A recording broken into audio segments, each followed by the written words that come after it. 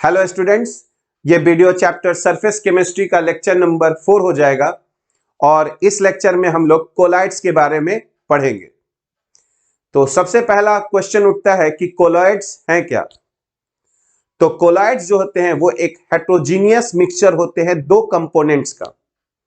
एक कंपोनेंट को हम लोग डिस्पर्स्ड फेज बोलते हैं और दूसरे को हम लोग डिस्पर्सन मीडियम बोलते हैं। जैसा कि हम लोग जानते हैं कि जो मिक्सचर्स होते हैं वो दो तरीके के होते हैं, एक होमोजीनियस और दूसरा हेट्रोजीनियस।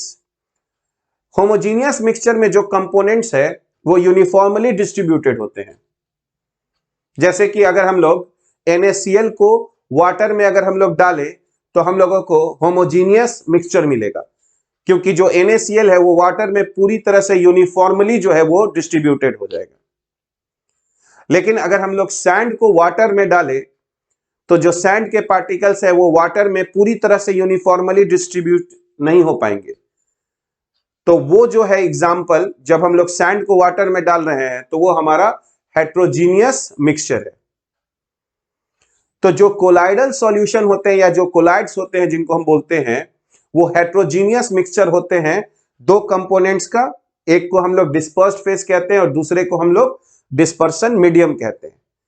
जैसा कि हम लोग पढ़ चुके हैं कि सॉल्यूशन में भी दो कंपोनेंट्स होता है, एक सॉल्यूट और दूसरा सॉल्वेंट। जो कम अमाउंट में होता है उसको हम लोग सॉल्यूट बोलते हैं और जो ज्यादा अमाउंट में होता है उसको हम लोग सॉल्वेंट बोलते हैं। तो यहां पर जो हमारे पास कोलाइड्स हैं या जो कोलाइडल सॉल्यूशन है उसमें भी दो कंपोनेंट्स है। तो जो कम अमाउंट में रहेगा उसको हम लोग डिस्पर्स्ड फेज कहेंगे और जो ज्यादा अमाउंट में रहेगा उसको हम लोग डिस्पर्सन मीडियम कहते हैं। यानी जो डिस्पर्स्ड फेज है उसके जो पार्टिकल्स है वो डिस्पर्सन मीडियम के पार्टिकल्स के साथ फैले हुए रहेंगे, पर ये जो मिक्सचर होगा ये हम लोगों का हेट्रोजीनियस मिक्सचर होगा। तो सवाल उठता है कि अभी हम लोगों के पास सॉल्यूशन जो है तीन प्रकार के हो गए। एक हम लोगों का ट्रू सॉल्यूशन हो गया, दूसरा जो है वो कोलाइडल सॉल्यूशन हो गया और तीसरा जो हो गया वो सस्पेंशन हो गया। अगर तीनों का हम लोग एक एक एग्जांपल लें तो जैसे कि अगर हम लोग वाटर लें और वाटर में NaCl को हम लोग मिला दें तो जो हम लोगों को सॉल्यूशन बनेगा वो ट्रू सॉल्यूशन हो गया। या फिर वाटर में अगर हम लोग शुगर डाल दें तो हम लोगों को ट्रू सॉल्यूशन मिलेगा, क्योंकि उसके जो पार्टिकल्स है वो यूनिफॉर्मली वाटर में क्या होंगे, डिस्ट्रीब्यूट हो जाएंगे। तो ये हम लोगों का होमोजीनियस मिक्सचर है, यानी जो ट्रू सॉल्यूशन हम लोग बोलते हैं वो होमोजीनियस मिक्सचर होता है। अगर दूसरा हम लोग कहें सस्पेंशन, तो जब हम लोग सैंड को वाटर में डालते हैं तो वहां पर एक हेट्रोजीनियस मिक्सचर होता है और धीरे धीरे अगर हम लोग देखें तो सैंड के पार्टिकल्स जब तक कि हम लोग उसको स्टायर करते रहेंगे यानी घुमाते रहेंगे तब तक तो सैंड के पार्टिकल्स जो है वो है ना सेटल डाउन नहीं होंगे, ठीक है, वो सॉल्यूशन में ही रहेगा। पर जैसे ही हम लोग अगर उसको घुमाना छोड़ दें या स्टायर करना छोड़ दें तो धीरे धीरे जो होंगे, जो सैंड के पार्टिकल्स हैं वो सेटल डाउन हो जाएंगे, ठीक है। तो इसमें हम लोग कहते हैं कि सस्पेंशन में सेटलिंग प्रॉपर्टीज होता है, यानी कि उसको छोड़ दें तो पार्टिकल्स अपने आप जो है वो नीचे बैठ जाएंगे, ठीक है। लेकिन ट्रू सॉल्यूशन में ऐसा नहीं होगा, यानी NaCl के जो पार्टिकल्स हैं है ना, जब हम लोग वाटर में डाले तो Na+ और Cl- में टूट गया पर वो सेटल डाउन नहीं होगा, क्योंकि उनका कांस्टेंट जो है वो कोलिजन हो रहा है वाटर मॉलिक्यूल्स के साथ और वो उनको सॉल्यूशन में ही रख रहा है, उनको उसको सेटल डाउन नहीं होने दे रहा है। जैसे अगर हम लोग देखें डस्ट के पार्टिकल्स तो वो एयर में फैले हुए हैं और डस्ट के पार्टिकल्स सेटल डाउन नहीं हो रहे हैं, क्योंकि एयर के मॉलिक्यूल्स कांस्टेंट उनको स्ट्राइक कर रहा है और इधर उधर उनको है ना घुमाते रह रहा है, तो वो उनमें सेटलिंग प्रॉपर्टीज नहीं है, ठीक है। तो ट्रू सॉल्यूशन में सेटलिंग प्रॉपर्टीज नहीं होता है, उनको छोड़ने पे उनके पार्टिकल्स नीचे नहीं बैठेंगे। लेकिन सस्पेंशन में अगर हम लोग उसको छोड़ दें सस्पेंशन को तो जो पार्टिकल्स हैं वो नीचे जाकर बैठ जाएंगे। जबकि अगर हम लोग कोलाइडल सॉल्यूशन देखें तो उसमें जो डिस्पर्स्ड फेज के पार्टिकल्स हैं वो भी इधर उधर डिस्पर्सन मीडियम में घूमते रहते हैं, यानी वो डिस्पर्सन जो मीडियम के मॉलिक्यूल्स हैं उनके साथ कोलाइड करते रहेंगे और उनको है ना उसी मिक्सचर में रखेंगे, उनको वो सेटल डाउन नहीं होने देंगे। तो सवाल उठता है कि ऐसा क्यों हो रहा है। तो ये जरूर पार्टिकल के साइज पे निर्भर करता है कि जो ट्रू सॉल्यूशन के जो पार्टिकल्स हैं उनका साइज बहुत छोटा होता है, उनका साइज जो है वो 1 नैनोमीटर से भी कम होता है। जबकि कोलाइडल सॉल्यूशन के पार्टिकल्स का अगर हम लोग साइज देखें तो वो 1 नैनोमीटर से लेकर 1000 नैनोमीटर के बीच में होता है। ठीक है, तो अगर पार्टिकल का साइज छोटा होता है तो उनमें सेटलिंग प्रॉपर्टीज नहीं होता है, वो नीचे जाके नहीं बैठेंगे।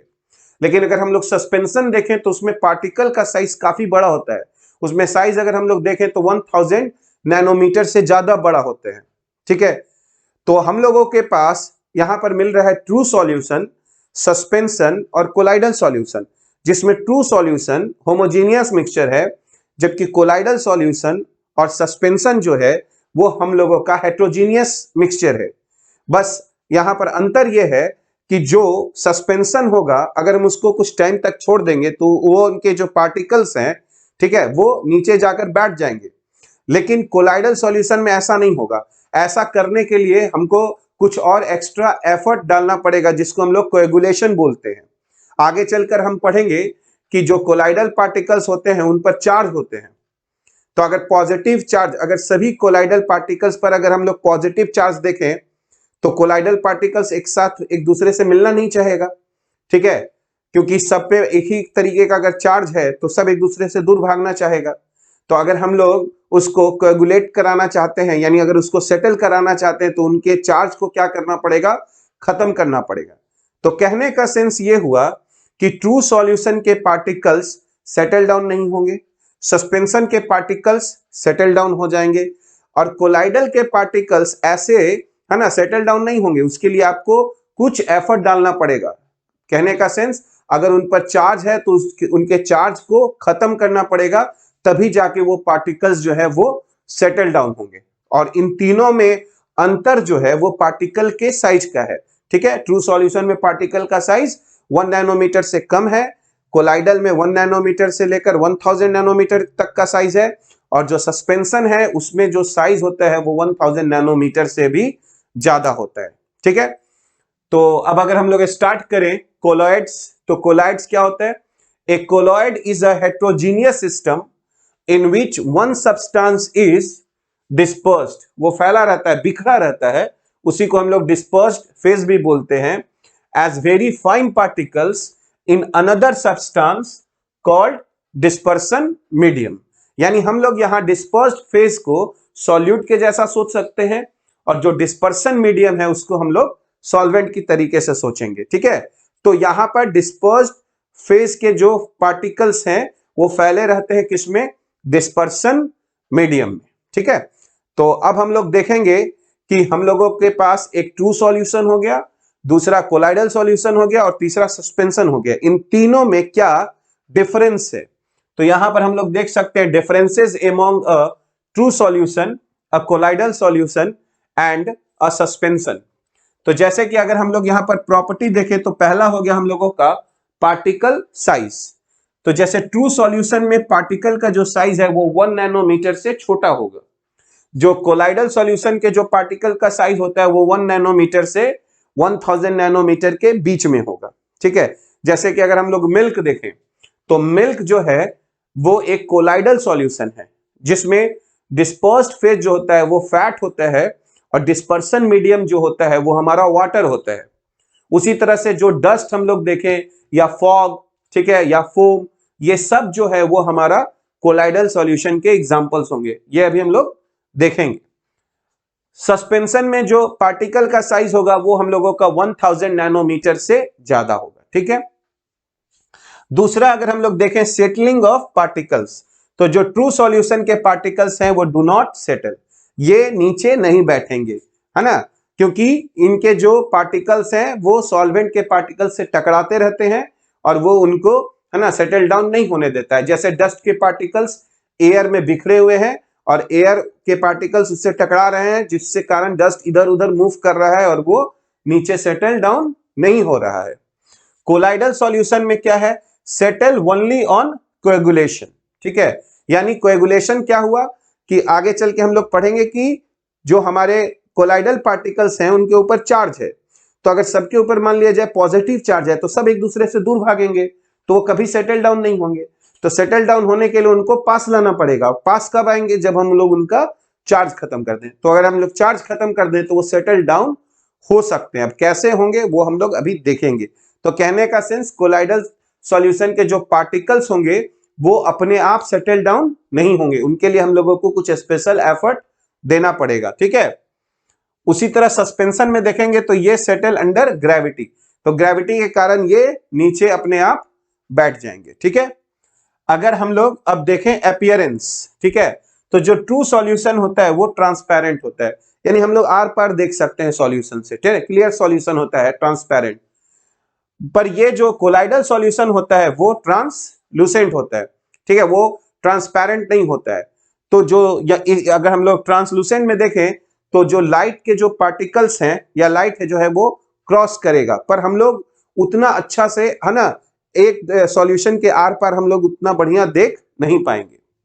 जो सस्पेंशन होता है वो हमारा ओपेक होता है, ठीक है। उसके बाद अगर हम लोग देखें separation by ordinary filtration, ordinary filtration का मतलब क्या हो गया, जैसे अगर हम लोग देखें एक फिल्टर पेपर है जिसके ऊपर पोर्स है, तो अगर पोर्स का साइज थोड़ा बड़ा है तो उसको हम लोग ऑर्डिनरी फिल्ट्रेशन कहेंगे। अल्ट्रा फिल्ट्रेशन का मतलब हो गया पोर्स का साइज बहुत ही छोटा हो गया, ठीक है। तो अगर हम लोग देखें सेपरेशन बाय ऑर्डिनरी फिल्ट्रेशन, तो जो ट्रू सॉल्यूशन होते हैं उनके पार्टिकल्स, जो सॉल्यूट के जो पार्टिकल्स है वो बहुत छोटे हैं, ठीक है। तो अगर हम लोग यहां पर सेपरेशन सोचे ऑर्डिनरी फिल्ट्रेशन से कि हम लोग उन पार्टिकल्स को फिल्टर पेपर के ऊपर में बैठा लेंगे, तो वो नहीं होगा, वो उनके होल्स के थ्रू क्या हो जाएगा, पास हो जाएगा, क्योंकि उन पार्टिकल का साइज जो है वो बहुत छोटा होता है। तो separation by ordinary filtration not possible, ठीक है। इसके भी पार्टिकल्स जो हैं वो ट्रू सॉल्यूशन के पार्टिकल से तो थोड़ा बड़े हैं, लेकिन ये भी छोटा ही होता है, यानी ऑर्डिनरी फिल्ट्रेशन से आप उसको अलग नहीं कर सकते हैं। जिस तरह से हम लोग देखें कि जैसे मान लीजिए हम लोग अपने घर में जब चाय पीते हैं तो पहले हम लोग उसको, ठीक है, चाय को हम लोग छानते हैं, ठीक है। तो अगर जो उसमें होल्स बना हुआ है, अगर उन होल्स का साइज ज्यादा बड़ा होगा तो टी पार्टिकल्स तो अंदर जो है, अगर होल्स का साइज बड़ा होगा और टी पार्टिकल्स का साइज छोटा होगा तो टी पार्टिकल्स होल से क्रॉस कर जाएंगे, ठीक है। तो ऑर्डिनरी फिल्ट्रेशन का मतलब हुआ कि पार्टिकल्स का साइज छोटा है और पोर्स का साइज बड़ा हो गया, ठीक है।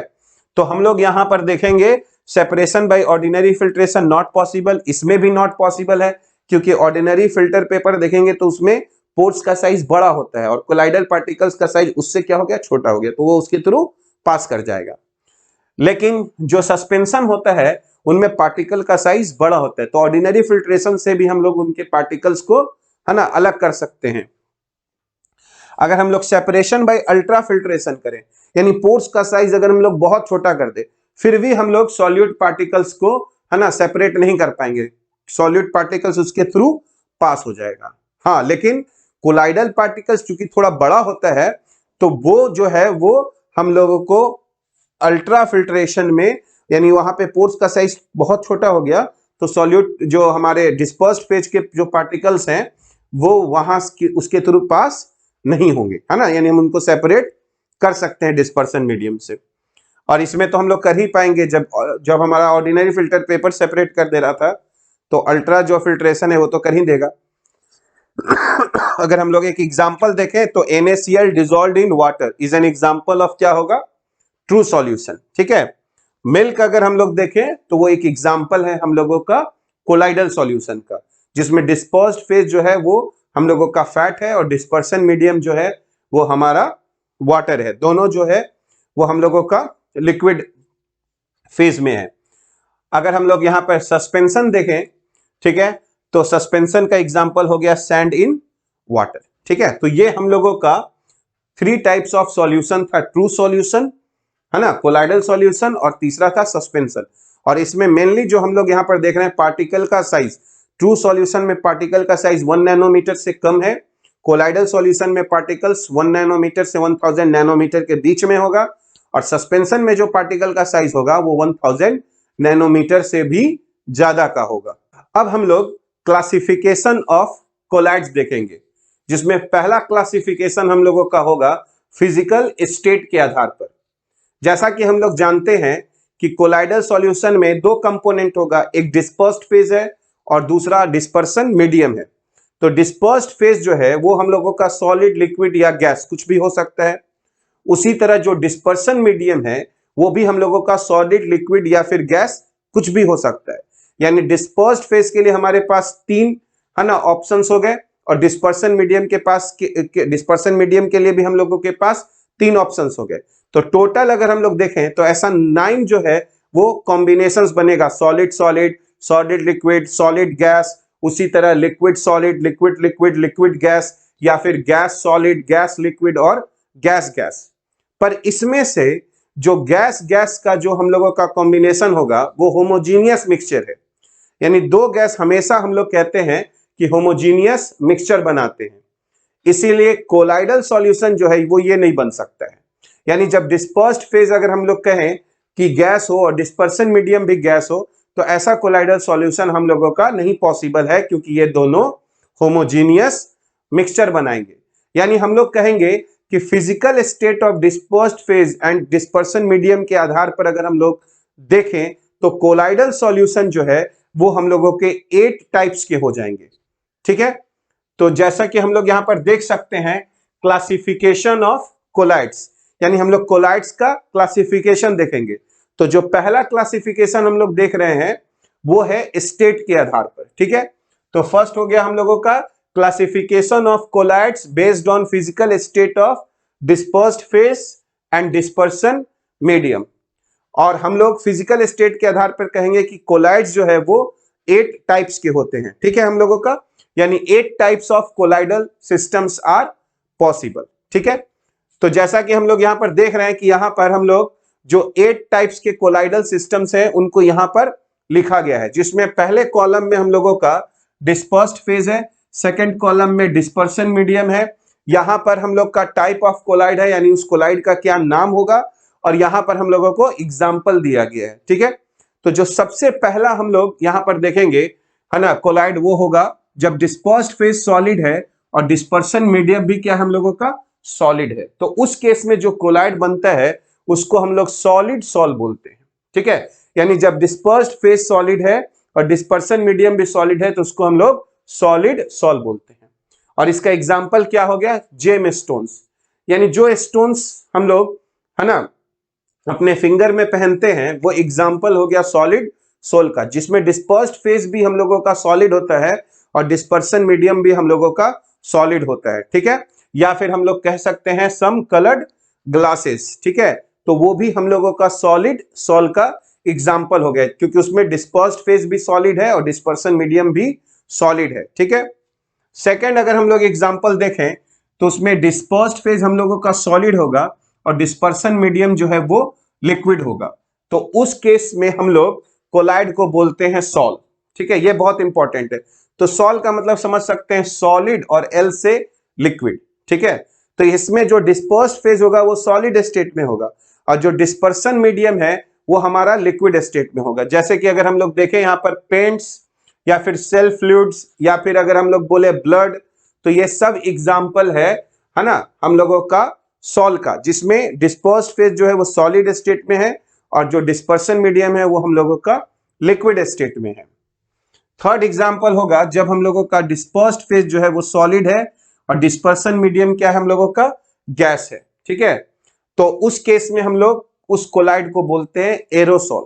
तो एरोसॉल में हमेशा हम लोगों का जो डिस्पर्सन मीडियम है वो हम लोगों का गैस होगा। ठीक है, और अगर हम लोग इसका एग्जाम्पल देखें तो स्मोक, डस्ट, ये सब जो एग्जाम्पल्स हो गए वो हम लोगों के एरोसॉल्स के एग्जाम्पल हो गए, क्योंकि स्मोक में जो है क्या है कि सॉलिड जो है वो डिस्ट्रीब्यूटेड है किसमें, गैस में, और ये हेट्रोजीनियस मिक्सचर हो सकता है, हो जाता है, इसलिए स्मोक और डस्ट जो है वो एग्जाम्पल है हम लोगों का है ना एरोसॉल्स का। ठीक है, जिसमें डिस्पर्स्ड फेज हम लोगों का सॉलिड है और डिस्पर्सन मीडियम हम लोगों का गैस है। अगर हम लोग अब फोर्थ टाइप ऑफ कोलाइड देखें तो उसमें डिस्पर्स्ड फेज हम लोग का क्या होगा, लिक्विड होगा, और डिस्पर्सन मीडियम जो है वो हम लोगों का सॉलिड होगा। ठीक है, यानी डिस्पर्स्ड फेज लिक्विड है और डिस्पर्सन मीडियम हम लोगों का सॉलिड है। ठीक है, तो उसको हम लोग क्या कहते हैं, जेल। जैसे चीज या जेलीज, ये सब हम लोगों का एग्जाम्पल हो गया जेल का, जिसमें हमारा जो डिस्पर्स्ड फेज है वो लिक्विड है जेल में। ठीक है, लेकिन डिस्पर्सन मीडियम जो है वो हमारा सॉलिड है, तो उसको हम लोग कहते हैं जेल। ठीक है, जैसे चीज या फिर जेलीज, ये एग्जाम्पल हो गया हम लोगों का जेल का। ठीक है, अगर अब हम लोग फिफ्थ टाइप का देखें जिसमें डिस्पर्स्ड फेज भी लिक्विड है और डिस्पर्सन मीडियम भी लिक्विड है, तो उसको हम लोग कहते हैं इमल्सन। तो ये इंपॉर्टेंट पॉइंट है, हम लोगों को दो पढ़ना है सबसे ज्यादा कोलाइड्स, एक पढ़ना है सॉल्व यानी सॉलिड का लिक्विड में, और दूसरा पढ़ना है इमल्सन लिक्विड का लिक्विड में। ठीक है, जैसे कि अगर हम लोग इसका एग्जांपल ले मिल्क, हेयर क्रीम या फिर बटर, तो ये सब एग्जांपल हो गया इमल्सन का, जिसमें डिस्पर्स्ड फेज भी लिक्विड स्टेट में होता है और डिस्पर्सन मीडियम भी हम लोगों का लिक्विड स्टेट में होता है। जैसे कि अगर हम लोग मिल्क में देखें तो जो लिक्विड फैट है वो डिस्ट्रीब्यूटेड होता है ना, वाटर में। ठीक है, तो यहां पर हम लोग कह रहे हैं कि ये इमल्सन हो गया। ठीक है, लिक्विड का लिक्विड में इमल्सन कहलाएगा। ठीक है, अब अगर उसके बाद हम लोग देखें सिक्स्थ में, तो डिस्पर्स्ड फेज हम लोगों का लिक्विड है और डिस्पर्सन मीडियम क्या है हम लोगों का, गैस। लिक्विड और यहां पर गैस, और गैस जब भी होता है डिस्पर्सन मीडियम तो उसको हम लोग क्या बोलते हैं, एरोसोल्स। तो जैसे हो गया हम लोगों का फॉग, क्लाउड, है ना, मिस्ट या फिर इंसेक्टिसाइड स्प्रेज, तो ये सब हमारे एरोसोल्स हो गए। क्योंकि जैसे अगर हम लोग फॉग, क्लाउड ये सब में देखें तो लिक्विड ड्रॉपलेट्स जो है वो हमारा, है ना, फैला हुआ है एयर में, तो ये हमारा लिक्विड का, है ना, कोलाइड बन रहा है किसके साथ, गैस के साथ। ठीक है, तो इसको हम लोग एरोसोल्स बोलते हैं। अगर अब हम लोग 7 देखेंगे तो गैस का, जब डिस्पर्स्ड फेज गैस है और डिस्पर्सन मीडियम क्या है हम लोगों का, सॉलिड है। ठीक है, तो उस केस में जब भी हम लोग देखेंगे टाइप ऑफ कोलाइड तो उसको कहते हैं हम लोग सॉलिड सॉल। तो सॉलिड सॉल हम लोग यहां पर दो जगह यूज कर रहे हैं, सॉलिड का सॉलिड में, है ना, और फिर गैस का हम लोग सॉलिड में देख रहे हैं। लिक्विड का जब हम लोग सॉलिड करते हैं तो उसको हम लोग क्या बोलते हैं, जेल। ठीक है, सॉलिड सॉल दो जगह यूज हो रहा है, सॉलिड का सॉलिड में या फिर हम लोग कहें गैस का सॉलिड में। ठीक है, तो उसको हम लोग कहते हैं सॉलिड सॉल, गैस का जब हम लोग सॉलिड में बनाते हैं। जैसे हम लोगों का हो गया फोम रबर, ठीक है, या फिर हम लोगों का हो गया प्यूमिक स्टोन। प्यूमिक स्टोन जब हम लोग देखते हैं, जब हम लोग नहाने के क्रम में हैंड या हम लोग फीट को रगड़ने के, है ना, काम में हम लोग लाते हैं। ठीक है, और फोम रबर जो होता है जिससे हम लोग, है ना, सोफा ये सब भी बनाते हैं, तो ये सब जो है हमारा क्या है, वो कोलाइडल सॉल्यूशन हो गया किसका, गैस का सॉलिड में। ठीक है, तो ये हम लोगों का सॉलिड सॉल हो गया। और लास्ट टाइप का अगर हम लोग देखें तो इसमें डिस्पर्स्ड फेज गैसियस स्टेट में है और डिस्पर्सन मीडियम हम लोगों का क्या है, लिक्विड। तो अगर गैस लिक्विड में है तब हम लोग उसको क्या कहेंगे, फोम। ठीक है, जैसे फ्रूट यानी जो झाग हम लोग बोलते हैं, या फिर वाइप क्रीम या फिर सोप लेदर, तो ये सब जो है हम लोगों का, ये सब एग्जाम्पल हो गया हम लोगों का गैस का लिक्विड में। तो हमारे पास 8 टाइप्स ऑफ कोलाइड्स हो गए फिजिकल स्टेट के आधार पर। ठीक है, जिसमें हम लोगों का सॉल इंपॉर्टेंट है, solid in liquid, emulsion important है, लिक्विड इन लिक्विड। ठीक है, अब हम लोग नेचर ऑफ इंटरेक्शन के आधार पर देखेंगे कि कोलाइडल सॉल्यूशन कितने प्रकार के होते हैं। नेचर ऑफ इंटरेक्शन का मतलब है कि जो हमारा डिस्पर्स्ड फेज है या फिर जो डिस्पर्सन मीडियम है, दोनों एक दूसरे को अट्रैक्ट करना चाह रहा है या रिपेल करना चाह रहा है।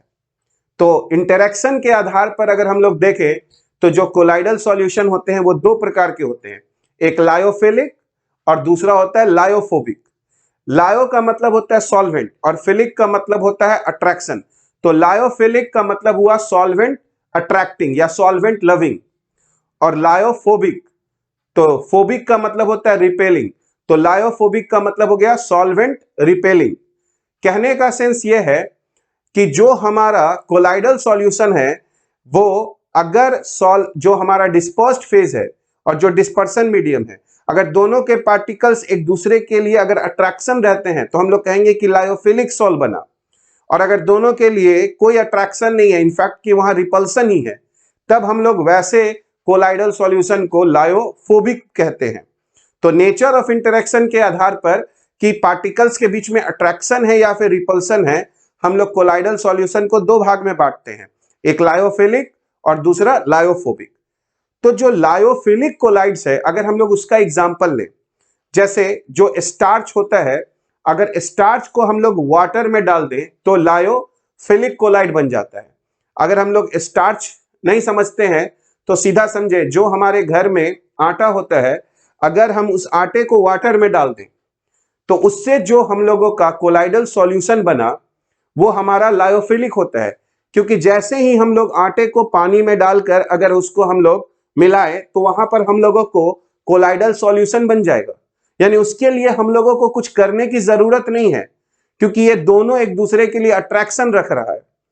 उसी तरह ग्लू, जिलेटिन, स्टार्च, इन सबको अगर हम लोग वाटर में डालें तो वो दोनों एक दूसरे के लिए अट्रैक्शन रखता है, तो उसके लिए हम लोग कहेंगे कि वो लायोफिलिक सॉल हो गया। तो लायोफिलिक सॉल को बनाने के लिए कुछ एक्स्ट्रा करने की जरूरत नहीं है, दोनों कंपोनेंट्स को आपस में मिक्स कर देंगे, वो लायोफिलिक सॉल हम लोगों का बन जाएगा, क्योंकि दोनों एक दूसरे के लिए अट्रैक्शन रखता है।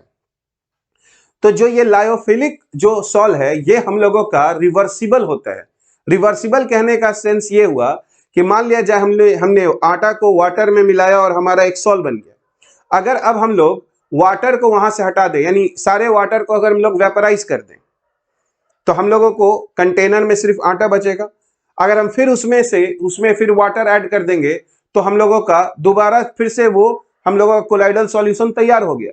यानी डिस्पर्सन मीडियम को हम हटा लें, ठीक है, और फिर अगर हम लोग ऐड भी कर दें दोबारा तो फिर से हमारा कोलाइडल सॉल्यूशन बन जाएगा, इसीलिए इसको हम लोग रिवर्सिबल बोलते हैं। तो कोलाइडल सॉल्यूशन जो हमारा लायोफिलिक होगा उसको बनाना आसान है ना, और वो साथ ही साथ रिवर्सिबल है और वो काफी स्टेबल है। कहने का सेंस कि अगर हम लोगों का कोलाइडल सॉल्यूशन बन गया तो फिर उसको खत्म करना हम लोगों को मुश्किल होगा, ठीक है, क्योंकि वो दोनों एक दूसरे के लिए अट्रैक्शन रख रहा है, ठीक है। तो लायोफिलिक सॉल के लिए क्या बात इंपॉर्टेंट है कि जो लायोफिलिक सॉल है उसमें दोनों जो है डिस्पर्स्ड फेज और जो डिस्पर्सन मीडियम है दोनों एक दूसरे के लिए अट्रैक्शन रखता है। दोनों को सिंपली मिक्स कर देंगे, हमारा लायोफिलिक बन जाएगा। ये स्टेबल है और साथ ही साथ क्या है, रिवर्सिबल। रिवर्सिबल का मतलब अगर हम डिस्पर्सन मीडियम किसी तरीके से हटा दिए तो वापस से अगर हम डिस्पर्सन मीडियम को ऐड कर देंगे तो हमारा जो कोलाइडल सॉल्यूशन है वापस से बन जाएगा। दूसरा जो हम लोगों का लायोफोबिक जो कोलाइडल सॉल्यूशन है वो दोनों जो है डिस्पर्स्ड फेज और डिस्पर्सन मीडियम दोनों एक दूसरे के लिए रिपल्सन रखता है। तो ऐसे कोलाइडल सॉल्यूशन को बनाना आसान नहीं होता है, उसके लिए हम लोगों को स्पेशल टेक्निक यूज करना पड़ता है। जैसे मान लिया जाए मेरे पास गोल्ड के छोटे छोटे पार्टिकल्स हैं जो कोलाइडल रेंज में आते हैं, तो अगर हम लोग उन पार्टिकल्स को अगर हम लोग सिंपली वाटर में डाल दें तो गोल्ड के जो पार्टिकल्स हैं वो वाटर में इनसॉल्युबल हैं। तो अगर हम लोग देखें तो जो गोल्ड के पार्टिकल्स हैं, छोटे छोटे जो पार्टिकल्स हैं गोल्ड के, वो जाकर वाटर में, है ना, नीचे जाकर बैठ जाएंगे, तो हम लोगों को कोई, है ना, कोलाइडल जो है वो यहां पर सॉल्यूशन नहीं मिलेगा। तो गोल्ड के पार्टिकल्स को हम लोग वाटर में ऐड कर दिए तो कोई कोलाइडल सॉल्यूशन नहीं बना, तो हम लोगों को कुछ वहां पर स्पेशल मेथड यूज करना पड़ेगा। तो अगर मान लिया जाए कि हम कुछ ऐसा करते हैं कि ये जो गोल्ड के जो पार्टिकल्स हैं इस पर हम निगेटिव चार्ज दे देते हैं, सभी पार्टिकल्स पर निगेटिव चार्ज दे देते हैं, तब क्या होगा, तो अगर हम इन सारे गोल्ड के पार्टिकल्स पर अगर निगेटिव चार्ज दे देंगे तो क्या ये अब गोल्ड के पार्टिकल्स जो है वो नीचे बैठेंगे, तो नहीं, क्योंकि अब सब जो गोल्ड का जो पार्टिकल्स है जो निगेटिवली चार्ज है ये सब एक दूसरे से क्या होगा, ये सब एक दूसरे से अब दूर भागना चाहेगा, क्योंकि लाइक जो चार्जेज है वो एक दूसरे को क्या करते हैं, रिपेल करते हैं। तो अब ये हम लोगों का कोलाइडल सॉल्यूशन बन गया। इसका मतलब ये हुआ कि जो लायोफोबिक कोलाइडल सॉल्यूशन होगा वो आसानी से नहीं बनेगा। डिस्पर्स्ड फेज और डिस्पर्सन मीडियम को अगर हम मिला दें तो हमको लायोफोबिक कोलाइडल सॉल्यूशन नहीं मिलेगा, हमको उसके लिए क्या करना होगा, पार्टिकल्स पर किसी मेथड से चार्ज डालना पड़ेगा, जिसके कारण जो, और सब पर सेम चार्ज डालना पड़ेगा जिसके कारण सब एक दूसरे को क्या करे, रिपेल करे और एक जगह कोएगुलेट ना हो जाए, ठीक है। तो अब क्या है कि अगर ये हम लोग सॉल्यूशन बना लिए, कोलाइडल सॉल्यूशन बना लिए, और हम चाहते हैं कि इसको कोएगुलेट कराना यानी प्रेसिपिटेट कराना, तो हमको क्या करना पड़ेगा, तो अगर ये निगेटिव चार्ज है तो हमको उसके ऊपर क्या डालना पड़ेगा, पॉजिटिव चार्ज। तो जैसे ही हम पॉजिटिव चार्ज डालेंगे ये निगेटिव और पॉजिटिव जो है वो एक दूसरे को कैंसिल कर देगा और जो सारे गोल्ड के जो पार्टिकल्स है वो प्रेसिपिटेट हो जाएंगे, नीचे आकर बैठ जाएंगे। तो अब यदि हम लोग वापस से फिर अगर इसको कोलाइडल सॉल्यूशन बनाना चाहेंगे तो फिर से वाटर मिक्स करने से सीधा काम नहीं होगा, यानी फिर से हमको उस है ना गोल्ड के पार्टिकल्स पर हमको क्या डालना पड़ेगा, चार्ज डालना पड़ेगा। यानी ये जो कोलाइडल सॉल्यूशन है वो इरिवर्सिबल है। मतलब एक बार अगर हम लोग उसको प्रेसिपिटेट करा लिए तो फिर सिंपली अगर हम लोग खाली डिस्पर्सन मीडियम को ऐड कर दें तो हमारा कोलाइडल सॉल्यूशन मिल जाए, ऐसा नहीं है। फिर हमको उसके लिए फिर से हम लोगों को उस पार्टिकल पर क्या डालना पड़ेगा, चार्ज डालना पड़ेगा। यानी जो हम लोगों का लायोफोबिक कोलाइडल सॉल्यूशन है वो आसानी से नहीं बनता है, और साथ ही साथ ये हम लोगों का कम स्टेबल होता है। लायोफिलिक कोलाइडल सॉल्यूशन में क्या है कि सॉल्वेंट यानी जो डिस्पर्सन मीडियम है और जो डिस्पर्स्ड फेज है दोनों एक दूसरे के लिए अट्रैक्शन रखता है, तो वहां पर कोएगुलेशन कराना जो है वो आसान नहीं होता है। लेकिन यहां पर कोएगुलेशन या प्रेसिपिटेशन कराना आसान होता है। जस्ट हम लोग उस पर अपोजिट चार्ज डाल देंगे तो ये कोलाइडल जो पार्टिकल्स है उसका चार्ज खत्म हो जाएगा और वो सब प्रेसिपिटेट कर जाएगा। तो अगर हम लोग देखें लायोफिलिक कोलाइड और लायोफोबिक कोलाइड में कौन ज्यादा स्टेबल है, तो lyophilic colloids are more stable क्योंकि उनमें सॉल्वेशन होता है, ठीक है, जबकि लायोफोबिक कोलाइड में सॉल्वेशन नहीं है, ठीक है। जो डिस्पर्सन मीडियम है वो उसको अपने अंदर नहीं रखना चाह रहा है, ठीक है। दूसरा जो लायोफिलिक कोलाइड्स हैं वो रिवर्सिबल नेचर के हैं, यानी अगर हम लोग किसी मेथड से वहां पर कोलाइडल सॉल्यूशन को प्रेसिपिटेट करा लिए या हम लोग खत्म कर दिए कोलाइडल सॉल्यूशन को, तो फिर अगर हम लोग सिंपली वहां डिस्पर्सन मीडियम ऐड करेंगे तो हम लोगों को कोलाइड बन जाएगा, यानी लायोफिलिक कोलाइड वहां पर बन जाएगा, तो वो रिवर्सिबल है। जबकि अगर हम लोग लायोफोबिक में अगर हम लोग प्रेसिपिटेट करा दिए तो फिर सिंपल डिस्पर्सन मीडियम के ऐड करने से हम लोगों को है ना कोलाइडल सॉल्यूशन नहीं मिलेगा, इसीलिए इसको बोलते हैं हम लोग इरिवर्सिबल, ठीक है। तो एक बात समझना बहुत जरूरी है कि जो भी लायोफोबिक कोलाइड्स होंगे उन पर हम लोगों का चार्ज रहेगा, उन सारे पार्टिकल्स पर क्या रहता है, चार्ज रहता है। अब वो चार्ज कैसे आता है वो हम लोग देखेंगे, पर जो भी हमारे लायोफोबिक कोलाइडल पार्टिकल्स हैं उन पर चार्ज होगा और सब पर जो है वो चार्ज का नेचर सेम रहेगा। यानी अगर एक पे पॉजिटिव चार्ज है तो सारे पार्टिकल्स पर पॉजिटिव चार्ज है, या एक पर अगर निगेटिव चार्ज है तो सारे पार्टिकल्स पर निगेटिव चार्ज है, ताकि सब एक दूसरे को रिपल्सन करे, क्योंकि सॉल्वेंट या डिस्पर्सन मीडियम तो उसको अपने अंदर रखना नहीं चाहता है, तो उसको आपस में ही कोई काम करना पड़ेगा। तो चार्ज जो है सेम चार्ज रहेगा, सब एक दूसरे को रिपेल करेगा, तो वो इधर उधर जो है वो बिखरा रहेगा, तो वो प्रेसिपिटेट नहीं करेगा, ठीक है। तो नेचर ऑफ इंटरेक्शन के आधार पर कोलाइडल सॉल्यूशन दो प्रकार का हो गया, एक लायोफिलिक और एक दूसरा लायोफोबिक। लायोफिलिक को बनाना आसान है क्योंकि दोनों एक दूसरे के लिए अट्रैक्शन रखता है और साथ ही साथ ये रिवर्सिबल नेचर का है और ये स्टेबल है। जबकि लायोफोबिक को बनाना आसान नहीं है, हमको उसके ऊपर चार्ज डालना पड़ेगा, है ना, साथ ही साथ वो इरिवर्सिबल है और वो लायोफिलिक की तुलना में कम स्टेबल होता है, ठीक है।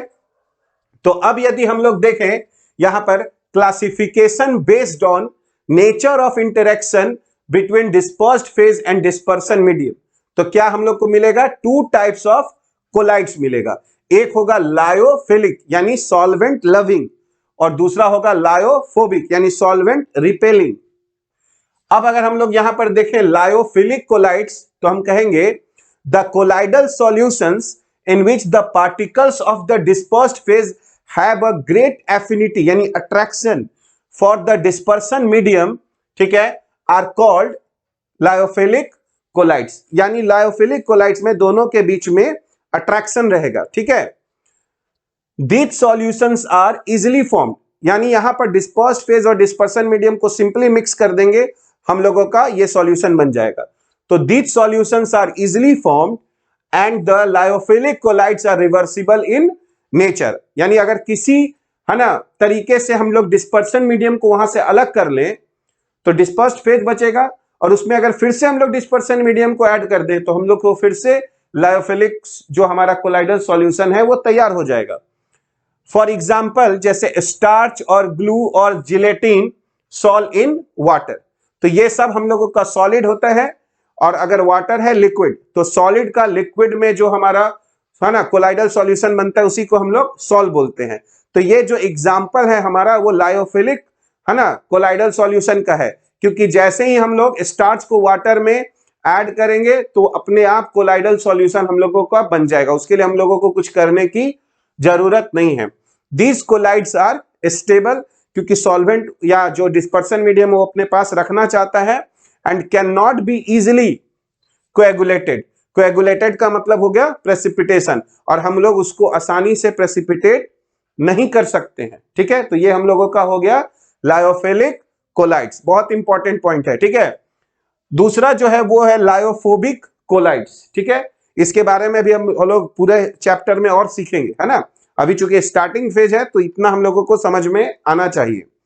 दूसरा हो गया lyophobic colloids, the colloidal solution in which there is no affinity, कोई अट्रैक्शन नहीं है, इनफैक्ट रिपल्सन ही रहेगा।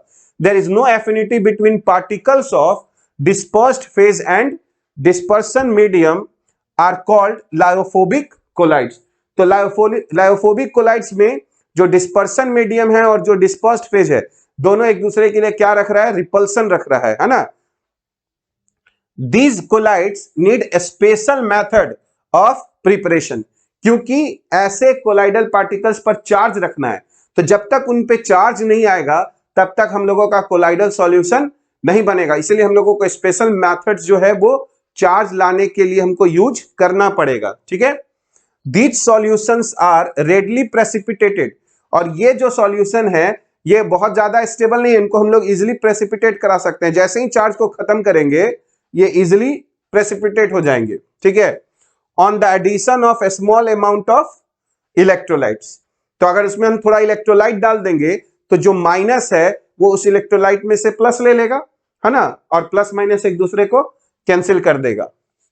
वंस प्रेसिपिटेटेड, अगर एक बार हम लोग ने उसको प्रेसिपिटेट कर लिया, they do not form the colloidal solution by simple addition of dispersion medium. और एक बार अगर हम लोग प्रेसिपिटेट कर लिए तो फिर दोबारा सिर्फ डिस्पर्सन मीडियम को ऐड करने से हम लोगों का कोलाइडल सॉल्यूशन नहीं बनने वाला है। ठीक है, these are irreversible in nature, और इसीलिए हम लोग कहते हैं कि ये इरिवर्सिबल होते हैं। एक बार डिस्पर्सन मीडियम हटा लिए फिर डिस्पर्सन मीडियम ऐड कर देंगे, नहीं बनेगा कोलाइडल सॉल्यूशन, तो इरिवर्सिबल हो गया। जबकि लायोफिलिक में क्या था, एक बार डिस्पर्सन मीडियम हटा लिए फिर ऐड करेंगे, लेकिन हम लोगों को तुरंत जो है वो कोलाइडल सॉल्यूशन हम लोगों का बन चुका रहेगा। अगर इसके एग्जांपल में देखें तो जो गोल्ड हमारा सॉल है, यानी कि जो गोल्ड के जो पार्टिकल्स हैं अगर हम लोग उसको वाटर में डालें, या जो सिल्वर के जो पार्टिकल्स हैं अगर हम लोग उसको वाटर में डालें तो उससे हम लोगों का एक सॉल बनेगा, पर वो सॉल के लिए हम लोगों को उन पर क्या डालना पड़ेगा, चार्ज डालना पड़ेगा। तो अब हम लोग आगे के है ना जो लेक्चर्स होगा उसमें यही हम लोगों को सीखना है कि कैसे हम लोग उसको बनाते हैं, कैसे उस पर हम लोग चार्ज डालते हैं। लेकिन अभी के लिए तो हम लोगों को यह समझना है कि हम लोगों का इंटरेक्शन के आधार पर जो कोलाइडल सॉल्यूशन हो गए वो दो प्रकार के हो गए, एक लायोफिलिक और दूसरा हम लोगों का हो गया लायोफोबिक। अब हम लोग थर्ड टाइप ऑफ क्लासिफिकेशन देखेंगे जो डिस्पर्स्ड फेज के पार्टिकल पर आधारित होगा। कहने का सेंस ये है कि जब हम लोग डिस्पर्स्ड फेज को डिस्पर्सन मीडियम में मिक्स करते हैं तो जो डिस्पर्स्ड फेज का जो पार्टिकल्स है हम लोग जानते हैं कोलाइडल रेंज में होने के लिए उनका साइज जो है वो 1 नैनोमीटर से बड़ा और 1000 नैनोमीटर से छोटा होना चाहिए। पर कभी कभी क्या होता है कि जो पार्टिकल्स होते हैं उनका साइज 1 नैनोमीटर से कम होता है, तो उस केस में वो अकेला जो पार्टिकल है वो कोलाइडल पार्टिकल तो नहीं बन पाएगा। तो क्या होता है कि कुछ पार्टिकल्स जो हैं वो आपस में जुड़ जाते हैं और वो जुड़कर कोलाइडल रेंज में आ जाते हैं, यानी अब उनका जो साइज है जुड़ने के बाद वो 1 नैनोमीटर से बड़ा और 1000 नैनोमीटर से छोटा हो जाता है। तो अगर इस तरह से हम लोगों का कोलाइड बन रहा है, जब कुछ पार्टिकल्स जुड़कर एग्रीगेट बना रहे हैं तो उनको हम लोग मल्टी मॉलिक्यूलर कोलाइड बोलते हैं। मल्टी मॉलिक्यूलर, मल्टी का मतलब बहुत सारा, मॉलिक्यूल जो है वो ऐड हुआ है और उसके बाद वो कोलाइडल पार्टिकल बना है। ठीक है, उसी तरह अगर हम लोग देखें कि अगर हमारा एक पार्टिकल का साइज ही इनफ है कि वो कोलाइडल रेंज में आ जाएगा, तब हम लोग उसको मैक्रोमोलिक्यूलर कोलाइड कहते हैं। जैसे अगर हम लोग स्टार्च देखें या प्रोटीन्स देखें या सेल्यूलोज देखें जो कि पॉलीमर्स होते हैं, तो उनका साइज बड़ा होता है। तो एक मॉलिक्यूल ही इटसेल्फ इतना बड़ा है कि उसका साइज 1 नैनोमीटर से बड़ा और 1000 नैनोमीटर से छोटा हो जाएगा। यानी सिंगल पार्टिकल इटसेल्फ जो है वो एक कोलाइडल पार्टिकल है। तो ऐसे केस में जो कोलाइड होते हैं उनको हम लोग मैक्रोमोलिक्यूलर कोलाइड बोलते हैं। मैक्रोमोलिक्यूलर, मैक्रो का मतलब होता है बड़ा, यानी एक बड़ा मॉलिक्यूल है जो कोलाइड बना रहा है। ठीक है, इसके अलावा हम लोगों का एक और कोलाइडल होता है जिसको हम लोग बोलते हैं एसोसिएटेड कोलाइड या फिर मिसल्स। तो एसोसिएटेड कोलाइड में क्या होते हैं, ये कुछ ऐसे पार्टिकल्स होते हैं जो जिनको जब हम लोग डिस्पर्सन मीडियम में डालते हैं तो ये लो कंसंट्रेशन पर स्ट्रॉन्ग इलेक्ट्रोलाइट की तरह बिहेव करेंगे। यानी जब कंसंट्रेशन कम होगा तो इसके आयंस जो है वो अलग अलग होंगे। ठीक है, लेकिन जैसे ही एक सर्टेन कंसंट्रेशन आएगा, पहुंचेगा और एक सर्टेन टेम्परेचर आएगा तो उस समय जो है ये कुछ आयंस जो है वो आपस में जुड़ना शुरू कर देंगे और आपस में जुड़कर वो एक कोलाइड बनाएंगे और उसी को हम लोग एसोसिएटेड कोलाइड या फिर मिसल भी बोलते हैं। ठीक है, तो अब हम लोग इन्हीं 3 टाइप्स ऑफ कोलाइड को अब हम लोग यहाँ पर डिस्कस करेंगे। तो अब हम लोग थर्ड टाइप ऑफ क्लासिफिकेशन देखेंगे, यानी classification based on type of particles of the dispersed phase. तो पहला जो क्लासिफिकेशन हो गया वो हो गया हम लोगों का मल्टी मॉलिक्यूलर कोलाइड। तो जैसा कि नाम ही सजेस्ट कर रहा है मल्टी मॉलिक्यूलर कोलाइड, मतलब बहुत सारा मॉलिक्यूल आपस में जुड़ेगा और कोलाइड बनाएगा। ठीक है, a collide in which large number of atoms or molecules of a substance aggregate together to form a species having size in the colloidal range is called multimolecular collide। यानी एक ऐसा कोलाइड जिसमें बहुत सारे atoms या molecules आपस में इकट्ठा होते हैं जिससे उनका साइज जो है वो कोलाइडल रेंज में आ जाए, तो ऐसे कोलाइड को हम लोग मल्टीमॉलिक्यूलर कोलाइड कहते हैं। जैसे अगर हम लोग सल्फर का अगर हम लोग सॉल्व देखें, यानी अगर हम लोग सल्फर को वाटर में डालते हैं, ठीक है, और मान लेते हैं कि अगर वो एक कोलाइडल सॉल्यूशन हम लोगों का बनता है तो उसमें जो सल्फर के जो पार्टिकल्स हैं वो अपने आप में जो एसिड मॉलिक्यूल्स होते हैं वो छोटे हैं। तो क्या होता है, हंड्रेड्स ऑफ या उससे ज्यादा जो है एसिड के मॉलिक्यूल्स आपस में मिलते हैं तब जाकर हम लोगों को कोलाइडल पार्टिकल्स मिलता है। तो जैसा कि हम लोग यहाँ पर देख सकते हैं sulphur salt consists of particles containing 1000 or more of acid sulfur molecules। तो ये एग्जांपल हो गया हम लोगों का मल्टी मॉलिक्यूलर कोलाइड का। ठीक है, दूसरा अगर हम लोग देखें मैक्रोमोलिक्यूलर कोलाइड, तो इसमें कहेंगे a collide in which the dispersed phase particles are large molecules, यानी वो पॉलीमर्स होंगे। ठीक है, having dimensions comparable to those of colloidal particles is called macromolecular collide। यानी एक ऐसा कोलाइड जिसमें डिस्पर्स्ड फेज के जो पार्टिकल्स हैं उनका साइज अपने आप में ही इतना बड़ा है कि एक पार्टिकल जो है वो कोलाइडल रेंज में आ रहा है, तब हम लोग ऐसे कोलाइड को मैक्रोमोलिक्यूलर कोलाइड कहेंगे। ठीक है, तो जैसे कि अगर हम लोग देखें स्टार्च, सेल्यूलोज, प्रोटीन्स, एंजाइम्स, तो ये सब जब कोलाइड बनाएंगे तो वो मैक्रोमोलिक्यूलर कोलाइड बनाएंगे क्योंकि इनका जो साइज है अपने आप में ही वो बड़ा मॉलिक्यूल है। ठीक है, थर्ड जो होता है वो हमारा एसोसिएटेड कोलाइड होता है जिसको हम लोग मिसल्स भी बोलते हैं। ठीक है, तो these are the substances which when dissolved in a medium behave as normal electrolytes at low concentration। तो एसोसिएटेड कोलाइड्स ऐसे सब्सटेंस होते हैं कि जिनको जब हम लोग डिस्पर्सन मीडियम में डालेंगे और अगर लो कंसंट्रेशन है तो वो एक नॉर्मल इलेक्ट्रोलाइट की तरह बिहेव करेगा, यानी कटायन अलग हो जाएगा और एनायन अलग हो जाएगा, और कटायन अलग रहेगा, एनायन अलग रहेगा। ठीक है, ठीक है, उसके बाद हम लोग but behave as colloidal particles at higher concentration due to the formation of aggregated particles। पर अगर हम लोग हायर कंसंट्रेशन पे जाएंगे तो वही पार्टिकल्स जो अलग अलग है, जो एनायंस मान लिया जाए अलग है, वो अब एनायंस इकट्ठा हो जाएंगे। तो एनायंस कैसे इकट्ठा होगा, क्योंकि एनायंस पे तो नेगेटिव चार्ज होता है। तो जब हम लोग एसोसिएटेड कोलाइड अगर देखेंगे तो उसमें हम लोगों का एक हाइड्रोकार्बन पार्ट होता है और उसके साथ एक हम लोगों का है ना एनायन जुड़ा रहता है। जैसे कि अगर हम लोग यहाँ पर देखें सोडियम एस्टिरेट, तो ये है C17H35COO माइनस और Na प्लस। तो जैसे ही हम इसको अगर वाटर में डालें तो ये C17H35CO माइनस अलग हो गया और Na प्लस अलग हो गया। तो यहां पर हम लोग अगर देखें तो यहां पर 17 कार्बन का एक चेन होगा।